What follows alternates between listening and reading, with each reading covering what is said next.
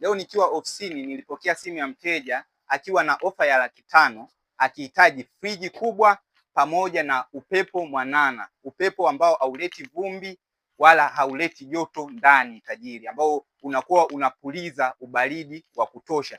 Ndipo nilipomshauri aweze ajipatie friji kama hii ambayo ndani juu itamsaidia, ataweza kugandisha vitu vyake na chini anaweza akapoza vitu vyake kama unavyoweza kuona. Friji ni safi Mr. UK ambayo inagandisha na kupoza, na pia nikamshauri aweze kujipatia air cooler AC mtoto kama unavyoweza kuiona, ambayo itakuwa inampa ubaridi wa kutosha ndani mwake bila joto wala vumbi yoyote. Kwa ₹500,000 tu mteja akawa amejipatia vitu vyote hivi viwili kwa bei ya ₹500,000 tu. Jamani, karibuni sana ofisini BMO, tuna mali za kutosha, electronics na furnitures zipo nyingi. Karibuni sana mje mnunue, vitu vipo kwa ajili yenu.